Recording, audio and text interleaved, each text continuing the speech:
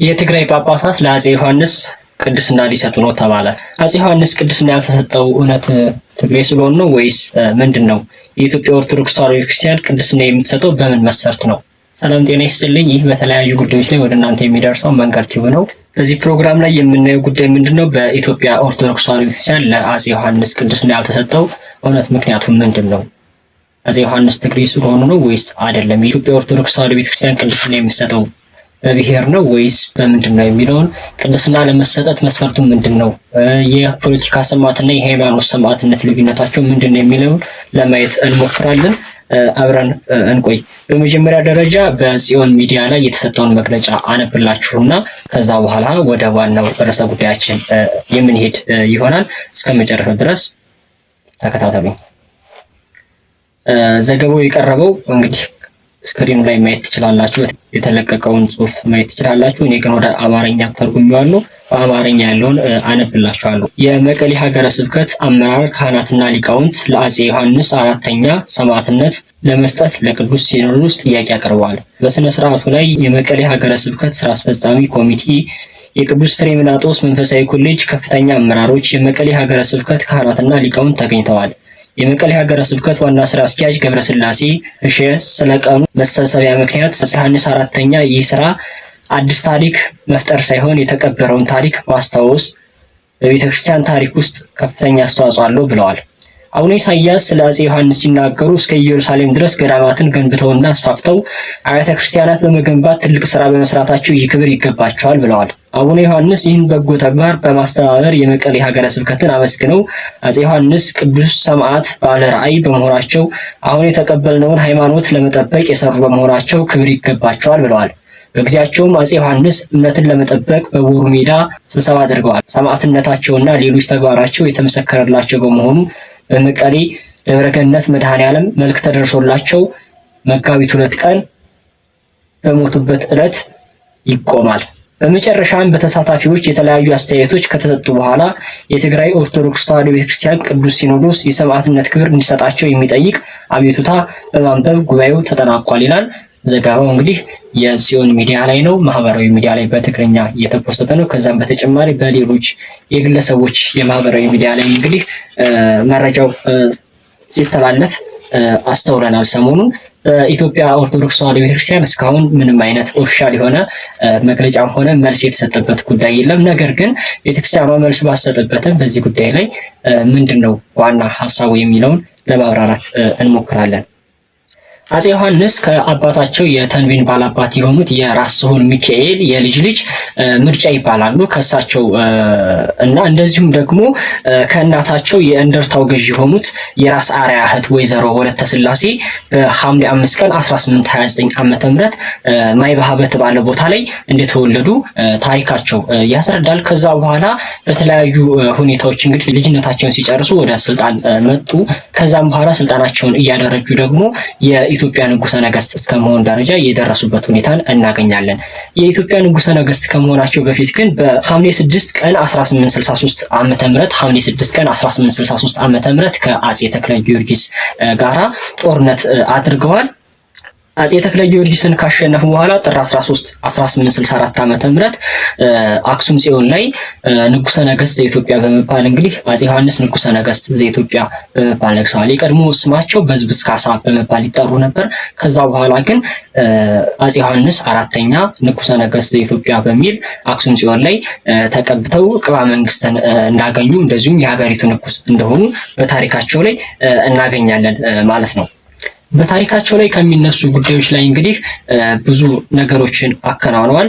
በታሪካቸው ላይ ከምናገኛቸው ጉዳዮች ላይ የጉንዳጉንዲና የጉራ ጦርነት ላይ ተሰልፈው ግብጾችን ማሸነፋቸው ይገኛል። ከዚህም በተጨማሪ ከአፄ ምኒልክ ጋር በቦሩ ሜዳ ተገናኝተው መስማማታቸው ይጠቀሳል። ይህም ጉዳዩ ምንድነው? አፄ ዮሐንስና አፄ ምኒልክ የንግስና ይገባኛል ጥያቄ ነበራቸው። በዚህም የተነሳ አፄ ዮሐንስና አፄ ምኒልክ ቦሩ ሜዳ በተባለው ደቡብ ወሎ በሚገኘው የገበያ ቦታ ላይ ጉባኤ አድርገው እንግዲህ ተስማምተዋል። ስብሰባ አድርገው በዛ ቦታ ላይ አፄ ዮሐንስ ንጉሠ ነገሥት ኢትዮጵያ ወይም ደግሞ ርዕሰ ብሔር እንዲሆኑ፣ አፄ ምኒልክ ደግሞ ንጉስ እንዲሆኑ ተስማምተው ተለያይተዋል። ከዚህም በተጨማሪ የቦሩ ሜዳ ጉባኤን በዚሁ ቦታ ላይ እንዳካሄዱ በታሪካቸው የምናገኘው ነው። ከዚህም በተጨማሪ በ1881 ዓመተ ምህረት ከመሐዲስቶች ወይም ደግሞ ከሱዳኖች ጋራ ጦርነት እንደገጠሙ በዚህም ጦርነት ላይ በጥይት በመመታታቸው እንዳረፉ የሚታወቅ ነው። በዚሁ በጦርነት ሜዳ ላይ እያሉ አርፈዋል። ይህም በኢትዮጵያ በዘመናዊት ኢትዮጵያ ታሪክ ላይ እንግዲህ ለሀገር ድንበር ሲሉ እየተዋጉ በድንበር ላይ የሞቱ በጦርነት ላይ የሞቱ የመጀመሪያ ንጉስ ያደርጋቸዋል። አፄ ዮሐንስ ለኢትዮጵያ ኦርቶዶክስ ተዋሕዶ ቤተክርስቲያን በተለያዩ ጊዜያት የተለያዩ ነገሮችን እንዳደረጉ በታሪካቸው እናገኛለን። ከነዚህ ውስጥ በዋናነት የሚጠቀሰው እንግዲህ የፖለቲካ ሀሳባቸውን ስናይ እንግዲህ አንደኛው በሃይማኖት ኢትዮጵያን አንድ የማድረግ ሀሳብ ነበራቸው። በዚህም ጉዳይ ብዙ ነገሮችን አድርገዋል። ይህንን አንድ ለማድረግ የተጠቀሙት ነገር ቢኖር አንደኛው ምንድነው አፄ ዮሐንስና አፄ ምኒልክ በስልጣን ሽኩቻቸውን ከፈቱ በኋላ የሃይማኖት አንድነትን ለማምጣት የፖለቲካው አንድነት እንዲሰምር ከዚህም በተጨማሪ ደግሞ የሃይማኖቱ አንድነቱ መስመር አለበት በሚል ሀሳብ አፄ ዮሐንስና አፄ ምኒልክ ቦሩ ሜዳ ላይ ጉባኤን አድርገዋል። ይህም ጉባኤ ቦሩ ሜዳ የተባለ በደቡብ ወሎ የሚገኝ ቦታ ላይ የተካሄደ ጉባኤ ነው። በዚህ ቦታ ላይ የቅድስት ሥላሴ ቤተክርስቲያን አፄ ዮሐንስ እንዳስገነቡ ታሪካቸው ይናገራል። ከዚህ በተጨማሪ የቦሩ ሜዳ ጉባኤ ተጠርቷል። የሚነሳ ጉዳይ አንዱ ምንድነው የጸጋ ልጆች ወይም ደግሞ በጸጋ አስተምሮ የሚያምኑ እነሱ እንዲጠሩ ተደርጓል። ከዚህም በተጨማሪ የተዋህዶ መምህራንና የኢትዮጵያ ኦርቶዶክስ ተዋሕዶ ቤተክርስቲያን በጉባኤው ላይ እንዲገኙ ተደርጓል። ከዚህም ሶስት ልደት አማኞች እና የኦርቶዶክስ ተዋሕዶ አማኞች በጉባኤው ላይ እንዲከራከሩ ተደርጓል። ይህንም ለማስረጃ መላከ ብርሃናት አድማሱ ጀንበሬ ዝክረ ሊቃውንት በተሰኘ መጽሐፋቸው ላይ በዝርዝር አስቀምጠውታል። ከዚህም በተጨማሪ አቡነ ጎርጎሪዮስ የሸዋ ሊቀ ጳጳስ በረከታቸው ይደርብርና ያረፉት እሳቸው የኢትዮጵያ ኦርቶዶክስ ተዋሕዶ ቤተክርስቲያን ታሪክ በሚል መጽሐፋቸው ላይ ይህንን ጉዳይ አንስተውት እናገኛለን። ጉባኤው ይደረግና በጉባኤው መሀል ሁለቱ የቅባት ወይም ደግሞ ሶስት ልደቶችና እንደዚሁም የኦርቶዶክስ መምህራን ከተከራከሩ በኋላ የተዋህዶ መምህራኖች ስለረቱ የሀገሪቱ ብሔራዊ ሃይማኖት ተዋህዶ ሆኖ እንደሚጸና በጉባኤው ላይ ንጉሱም አወጁ። ይህን ምን ያመሳስለዋል? በ325 ዓመተ ምህረት እንግዲህ በጉባኤ ኒቂያ ቆስጠንጢኖስ 318ቱ ሊቃውንት በሃይማኖት እንግዲህ መሰረት ወይም ደግሞ የሃይማኖት ጸሎትን ካረቀቁ በኋላ አርዮስንም ካወገዙ በኋላ አስተምሮ የኦርቶዶክስ አስተምሮ እንደሆነ አዋጅ እንዳጸናው እንደዚሁም አፄ ዮሐንስም ይህንን መሰረት አድርገው የሀገሪቱ ሃይማኖት ወይም አስተምሮ የኢትዮጵያ ኦርቶዶክስ ተዋሕዶ ቤተክርስቲያን በሚል እንዲጠራ ይህንን ወስነው በጉባኤው እንደተለያዩ እናገኛለን። ከዚህም በተጨማሪ መምህር አካለ ወልድ የተባሉትን የመጽሐፍ መምህር ወይም ደግሞ በዘመኑ የነበሩትን ሊቅ በዚሁ ቦታ ላይ ጉባኤ ተክለው እንዲያስተምሩ መድበዋቸዋል። ይህ መምህር 450 የሚደርሱ የጉባኤ ተማሪዎች እንደነበሯቸው ይነገራል። በተወሰነ መልኩ ተቀዛቅዞ የነበረ ቢሆንም አሁንም ድረስ በዛው በቦሩ ሜዳ ትልቅ ጉባኤ ቤት እንዳለ ይጠቀሳል። መነሻው ግን የዚሁ የቦሩ ሜዳ ጉባኤ እንደሆነ በታሪክ አጋጣሚ ይጠቀሳል። ሌላው አፄ ዮሐንስ በታሪክ ካደረጉት ነገር የሚጠቀሰው ምንድን ነው? ደብረ ሊባኖስ ገዳም ላይ የሰሩት ስራ ነው። ይህም ግራኝ አህመድ በ16ኛው ክፍለ ዘመን ከተነሳ በኋላ የኢትዮጵያ ኦርቶዶክስ ተዋሕዶ ቤተክርስቲያን በየተለያዩ ቦታዎች ያሉ ቤተክርስቲያንን አቃጥሎ ነበረ። ከዛ በኋላ ከግራኝ ወረራ በኋላ ለመጀመሪያ ጊዜ የደብረ ሊባኖስ ቤተክርስቲያን የተሰራው በአፄ ዮሐንስ አማካኝነት ነው። ይህም ቤተክርስቲያኑ ባለ 18 ጉልላት ያለው ቤተክርስቲያን እንደሆነ ይነገራል። በኢየሩሳሌም የምትገኘውን የደብረ ገነት ቅድስት ኪዳነ ምሕረት ቤተክርስቲያንን እሳቸው እንዳሳነጹት በታሪካቸው የሚገኝ ነው። ይህ ቤተክርስቲያን እስካሁንም ድረስ የሚገኝ እና የሚጎበኝ ቤተክርስቲያን እንደሆነ እንደዚሁም ደግሞ በአሰራሩ ውበትና ዲዛይን ለየት ያለ እንደሆነ ታሪካዊ ቅርስ እንደሆነ ይነገራል። ስለሳቸው ታሪክ ይህንን ያክል ለመጥቀስ ከሞከርን ሰሞኑን የተነሳው ጉዳይ ምንድን ነው የሚለውን ነገር እናንሳ። ሰሞኑን በትግራይ ጳጳሳቶች ወይም ደግሞ በትግራይ አባቶች ጽዮን ሚዲያ ላይ እንደተዘገበው አፄ ዮሐንስ አራተኛ የቅድስና ማዕረግ ሊሰጣቸው ነው የሚል ሀሳብን ተነስቷል። ከዚህ አንጻር ለመዳሰስ የምንሞክር ይሆናል። በመጀመሪያ የምንዳሰሰው ነገር ምንድነው? የኢትዮጵያ ኦርቶዶክስ ተዋሕዶ ቤተክርስቲያን ቅድስና የሚሰጥበት መስፈርት ምንድነው የሚለውን ነገር ለማንሳት እንሞክራለን።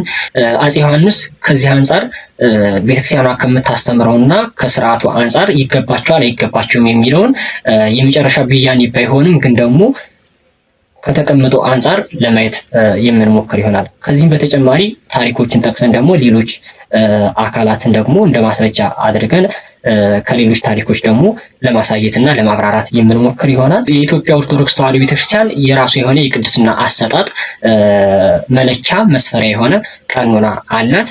ቅድስና ለመሰጠት አንድ ሰው ቅዱሳን በትውፊት እና በመጽሐፍ ቅዱስ ያለውን መስፈርት ሊያሟሉ ይገባቸው። አንድ ሰው በቃ አንድ ቅዱስ ለመባል ግዴታ ቅዱሳን ምን ማሟላት አለባቸው? የቅዱሳንን በመጽሐፍ ቅዱስ የተቀመጠው እና በትውፊት ያለውን ያንን ነገር ማሟላት አለባቸው። አንደኛው የሚጠቀሰው ምንድነው?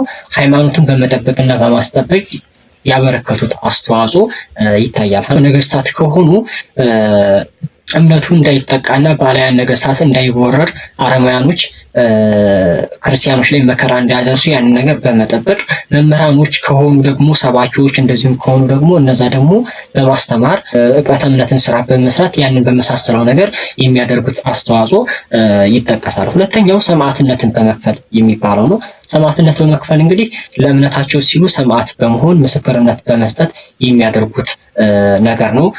ይህም ማለት ምንድነው? ባላያን ነገስታት ለሃይማኖታቸው ሲሉ እየተገደሉ ከሆነ ይሄ እንደ ቅድስና መስፈርት የሚያዝ እንደሆነ በኢትዮጵያ ኦርቶዶክስ ተዋሕዶ ቤተክርስቲያን የምናገኘው ሆኖ ይጠቀሳል።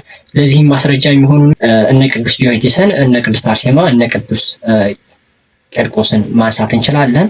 በሀገራችንም እነ አቡነ ጴጥሮስን ማንሳት እንችላለን። ለሃይማኖታቸው ሲሉ ምስክርነትን በመስጠት ሰማዕት ስለሆኑ ቅዱስ ተብለዋል። ሰማዕትነት በመክፈል የሚባለው እንግዲህ በሰማዕትነት ለሃይማኖታቸው በመመስከር በዛ ሰማዕትነት የተቀበሉ ከሆኑ አንገታቸው የተቆረጠ ወይም ደግሞ ነፍሳቸው ከስጋቸው የተለየች ከሆነ ያ እንግዲህ ሰማዕትነት ተብሎ ይጠቀሳል።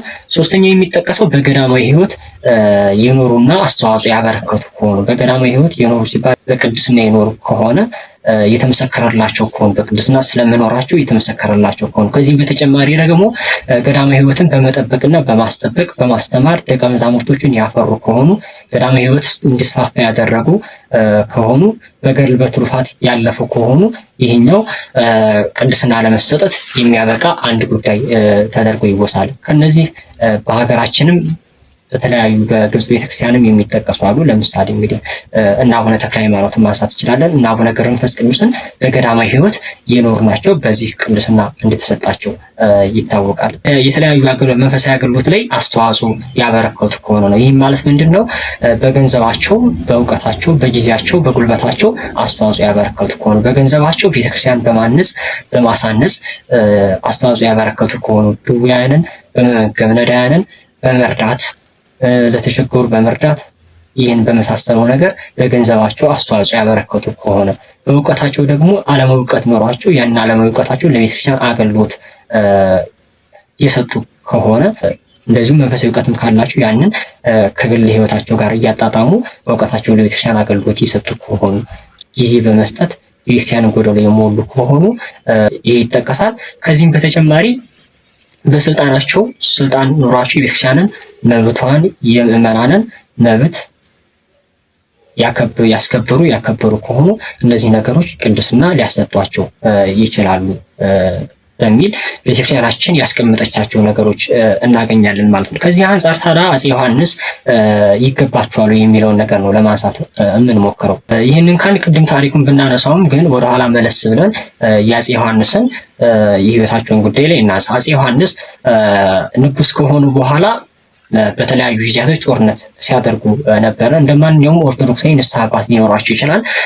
ንስሐ እየገቡ ሊኖሩ ይችላሉ። በግልጽ የተጻፈ ነገር ባይኖረውም እንኳን ማለት ነው። ግን ክርስቲያን እስከሆኑ ድረስ ነገስታትም በዛን ዘመን የነበሩት በመንፈሳዊ ህይወቱ ቀረብ ያሉ ስለነበሩ ያን ያደርጋሉ ተብሎ ይታመናል። የቦሩ ሜዳ ጉባኤን ማድረጋቸውን ይወሳል። ቤተክርስቲያንን ማነጻቸው ማሳነጻቸው ይወሳል። ነገር ግን በመጨረሻ የህይወት ዘመናቸው ላይ የተፈጠረው ምንድነው? የደርቡሾች ጋር የነበረው ጦርነት ላይ በጦር ሜዳ መሞታቸው በዋናነት የሚነሳ ጉዳይ ነው። በኢትዮጵያ ኦርቶዶክስ ተዋሕዶ ቤተክርስቲያን በክርስትናውም አስተምሮ እንግዲህ በጦርነት ላይ ማሳለፍ ሆነ ሰውን መግደል ኃጢአት ነው። በምንም አይነት ምክንያት ቢሆን ሰውን መግደል እንደ ጽድቅ ስራ አይቆጠርም። በኢትዮጵያ ኦርቶዶክስ ተዋሕዶ ቤተክርስቲያን አስተምሮ መሰረት አፄ ዮሐንስ ደግሞ በመጨረሻ ዘመናቸው ላይ ያረፉትም ጦር ሜዳ ላይ ነው፣ እየተዋጉም ነበር። ሰማዕት ቢሆንም እንኳን የፖለቲካ ሰማዕት ነው እንጂ የሃይማኖት ሰማዕት ለመሆን አያበቃቸውም። በእርግጥ ነገስታቶች ህዝብን በመጠበቅ ጦርነትን ሊያደርጉ ይችላሉ። ነገር ግን ጦርነትን ቢያደርጉም እንኳን ንስሐ እስካልገቡ ድረስ ዞሮ ዞሮ ኃጢአተኛ ከመባል ሊያድናቸው እንደማይችል በተለያዩ ታሪኮች መረዳት እንችላለን። አፄ ዮሐንስም በዚህ በመግደልና በማስገደል ወይም ደግሞ በጦርነት ላይ ሁኔታ ላይ እያሉ ስለሞቱ ሰማዕት ሊባሉ የሚችሉበት ነገር የለም። ሰማዕት ለመባል አንድ ሰው ምን መሆን አለበት? ለሃይማኖቱ እየመሰከረ ማንንም ሰው ሳያጠቃ በምስክርነት ያረፈ መሆን አለበት። እሳቸው ግን ራሳቸውን እያጠቁ በማጥቃት ላይ እያሉ በጦርነት ላይ እያሉ መሞታቸው የሚታወስ ስለሆነ ስለዚህ ቅዱስ ለመባል የሚያበቃቸው ወይም ደግሞ ሰማዕት ለመባል የሚያበቃቸው አይደለም። ሁለተኛ ደረጃ ደግሞ የተሰለፉበት ዓላማ ራሱ ሃይማኖታዊ ጉዳይም አይደለም። ዳር ድንበርን በማስጠበቅና የሀገርን ክብር በማስጠበቅ ነው እንጂ ለሃይማኖታቸው ምስክርነት ለመሆንና ሰማዕት ለመሆን አይደለም በቦታውም የተገኙት። ምክንያቱም ከአጥቂ ወገኖችም አንዱ ስለነበሩ በዚህ የሚታይበት ሁኔታ ይኖራል ማለት ነው። ታሪኮችን እናንሳ። ከዚሁ ጋር ተመሳሳይ ታሪኮችን በጦርነት በመዝመት ከሚጠቀሱ ታሪኮች እንግዲህ አንደኛው የህርቃልን ማንሳት እንችላለን። በዚህ በአብይ ጾም የመጀመሪያው ሳምንት ላይ ጾመ ህርቃል ወይም ደግሞ ዘወረደ ብለን የምንጠራው አንዱ የመጀመሪያው ሳምንት ዘወረደን ወይም ደግሞ ጾመ ህርቃል ብለን እንጠራዋለን። ይህ ህርቃል የሚባለው ንጉስ ክርስቲያኖች አረማውያን በዘመናቸው የጌታችን መድኃኒታችን ኢየሱስ ክርስቶስን ቅዱስ መስቀል ይወስዱባቸዋል። ስለዚህ ኢየሩሳሌምን የሚቆጣጠሯታል። በዚህም አማካኝነት ክርስቲያኖች ተጻጽፈው ህርቃልን የሮማዊ ንጉስ ማለት ነው ህርቃል የሚባለውን ንጉስ ተዋግቶ እንዲያስመልስላቸው ይጠይቁታል።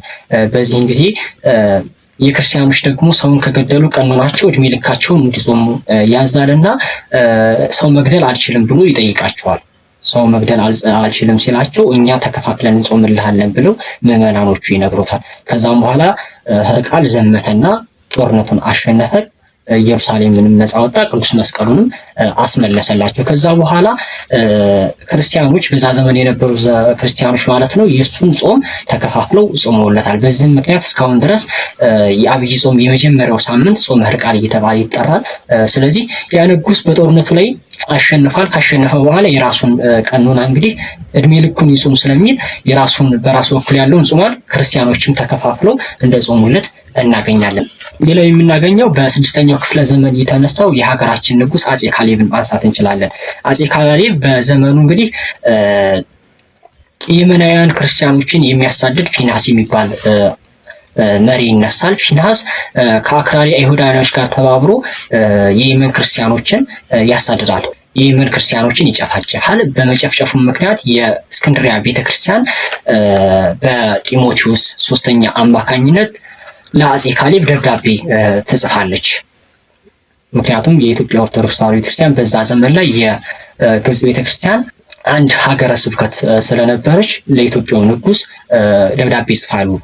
ይህም ምክንያቱ ምንድነው? አንደኛ የግብጽ ክርስቲያኖች በዘመኑ በተጽዕኖ ስር ስለነበሩ ምንም አይነት እንቅስቃሴ ማድረግም አይችሉም። የራሳቸውም የክርስቲያኖች መንግስት የላቸውም። በሁለተኛ ደረጃ ደግሞ የሚጠቀሰው ምንድነው? አፄ ካሌብ በዘመኑ የነበረ ከክርስቲያኖች የነበረ ስለሆነ በዚህ የተነሳ ጢሞቴዎስ ሶስተኛ ፊንሐስን አፄ ካሌብ ፊንሐስን ተዋግቶ ድል እንዲያደርግላቸውና ክርስቲያኖችን እንዲያጽናናቸው፣ እንዳበረታቸው፣ መብታቸውን እንዲያስከብርላቸው ደብዳቤ ጻፉለት። ከዛ በኋላ አፄ ካሌብ ግን ቀጥታ ወደ ጦርነት እንዳልዘመቱ በታሪካቸው ማግኘት እንችላለን። አፄ ካሌብ ምንድነው ያደረጉት? በዘመኑ የነበሩት አባ ጴንጤሌዮንን አማከሩ። ይህም እንግዲህ አባ ጴንጤሌዮን ከተሳቱ ቅዱሳን ውስጥ አንዱ ናቸው። በዘመኑም ደግሞ ቅዱስ የሚባሉ አባት ናቸው። ስለዚህ ወደ አባ ጴንጤሌዮን ሄዶ ምንድነው ያደረገው? ሱባኤ እንዲይዙለትና እግዚአብሔርን ፈቃድ እግዚአብሔርን እንዲጠይቁ እሱም ሱባኤ ይዞ እሳቸውም ደግሞ ፈቃድ እግዚአብሔርን እንዲጠይቁለት አድርጓል። ከዛ በኋላ ፈቃድ እግዚአብሔርን ካገኘ በኋላ ግን የጦር ሰራዊትን ይዞ ዘመተ።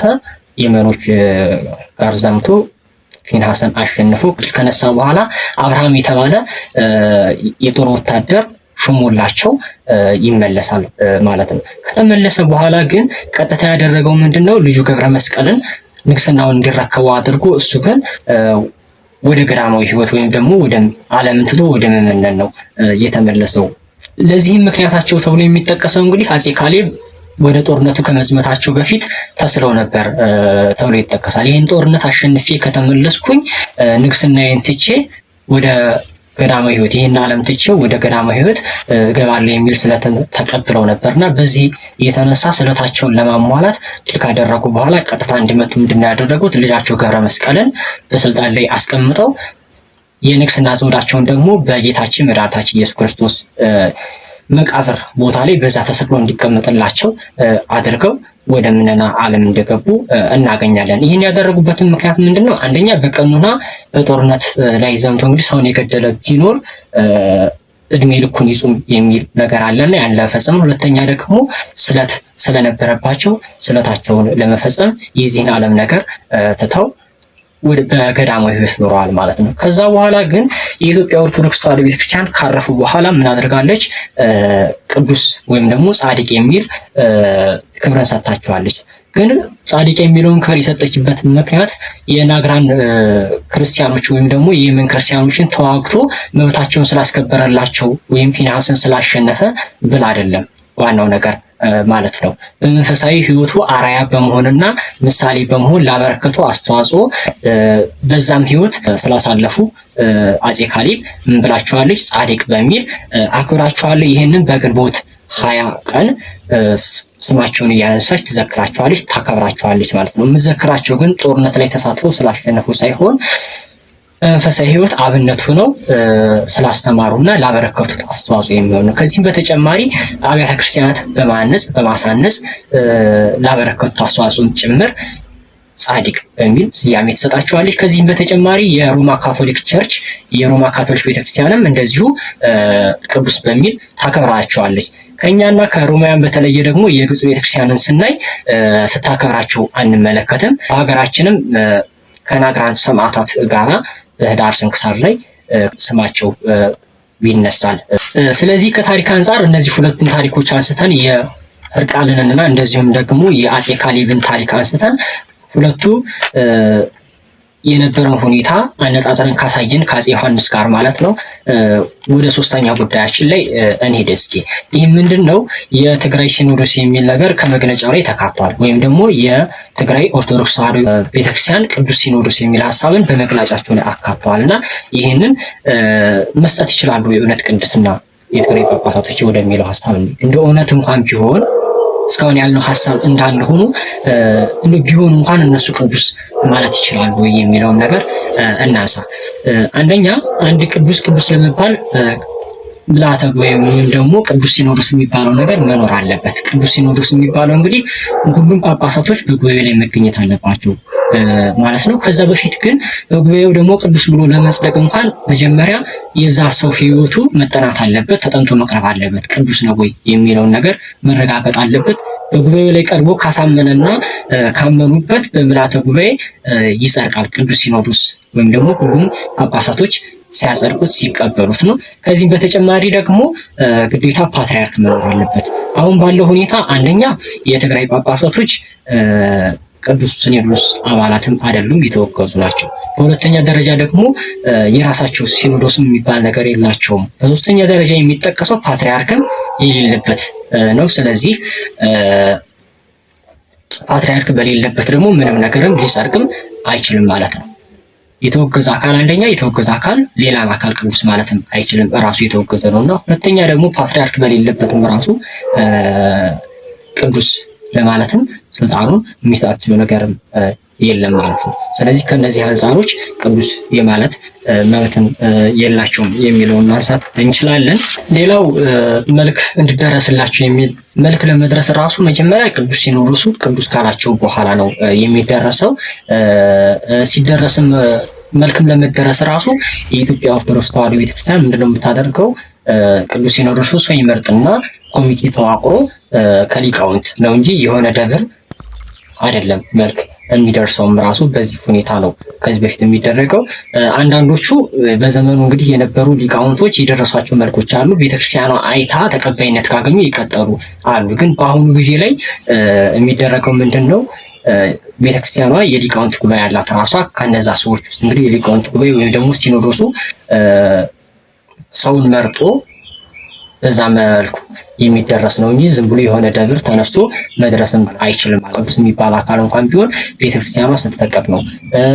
ከዚህም በተጨማሪ ደግሞ አንድ ቅዱስ ለመባል አሁን ትግሬ ስለሆኑ ነው ቅዱስ ያልተባሉት የሚባል ሀሳብ ይነሳል። ከዚህ ጋር በተገናኘ የኢትዮጵያ ኦርቶዶክስ ተዋሕዶ ቤተክርስቲያን ቅድስና በብሔርም ሆነ በምንም ነገር የምትሰጥ አይደለም። ለዚህ ማስረጃ የሚሆኑት ተስዓቱ ቅዱሳንን ማንሳት እንችላለን። ተስዓቱ ቅዱሳን ከተለያየ ሀገር ነው የመጡት። ነገር ግን የኢትዮጵያ ኦርቶዶክስ ተዋሕዶ ቤተክርስቲያን ላበረከቱት መንፈሳዊ አስተዋጽኦ ቅዱስ ብላ ሰይማቸዋለች። በብሔር ጉዳይም አይደለም። ከዚህ በተጨማሪ እና አቡነ ገብረ መንፈስ ቅዱስን ማንሳት እንችላለን። ኢትዮጵያኖች አይደሉም እና አቡነ ኪሮስን ማንሳት እንችላለን። ሌሎችም ቅዱሳኖች ከተለያየ ዓለም ያሉ እነ ቅዱስ ጊዮርጊስንም እነ ቅድስት አርሴማንም ብናነሳ ኢትዮጵያውያን ስለሆኑ ሳይሆን በቅድስናቸውና ለቤተክርስቲያን ባደረጉት አስተዋጽኦ። ስለዚህ ቅዱስ ለማለት ከላይ ባየናቸው ቅድም በአራት መስፈርቶች መሰረት አሟልተው ስለተገኙ ነው እንጂ ብሔር ስላላቸው ወይም ደግሞ የምንም ሀገር ተወላጅ ስለሆኑ አይደለም። አንድ ቅዱስ ለመባል የቅድስና ሁኔታው፣ ሕይወቱ፣ ትምህርቱ፣ ክርስትናው ነው እንጂ የሚታየው ሀገር ብሔር ምናምን የሚባል ነገር የለም። ቤተክርስቲያን ውስጥ ሲጀመር የብሔር ጉዳይ የለም። ክርስትና ሲጀመር ብሔርም ሆነ ሀገር ስለሌለው ያንን መስፈርት አድርጋ አሰጥም። ሌሎችንም ቅዱሳን ሀገር ውስጥ ያሉትን በሙሉ ብሔራውያን ቅዱሳን የምትላቸውንም ጭምር በብሔር ሳይሆን ለክርስትና ባደረጉት አስተዋጽኦ ነው ቅዱስና ብላ የምትሰጠው። ስለዚህ በዛ መልኩ ማየት ያስፈልጋል። ስለዚህ ሰሞኑን የትግራይ ጳጳሳት ያደረጉት ነገር ምንም ተቀባይነት የሌለ ነውና ከኢትዮጵያ ኦርቶዶክስ ተዋሕዶ ቤተክርስቲያን አስተምሮ የወጣ መሆኑን የሚያሳይ ጉዳይ ነው ማለት ነው። ስለዚህ ቅዱስ ቢሉትም እኛ ቅዱስ ማለት የማንችል የማንቀበለው መሆኑን ያሳያል። ከዚህም በተጨማሪ አንድ ቅዱስ ለመባል ራሱ በቤተክርስቲያን ሕይወት ማለፍና በመንፈሳዊ ሕይወት ማለፍ እንዳለበት፣ የፖለቲካ ሰማዕት የሆነ ሁሉ ቅዱስ እንደማይባል የሚያሳይ ነው። ይህ መንገድ ቲዩብ ነው። አብረን እንጓዝ። ሰብስክራይብ፣ ላይክ፣ ሼር፣ ኮሜንት እያደረጋችሁ አብረን እንቀጥል። በቀጣይ እስክንገናኝ ድረስ መልካም ጊዜ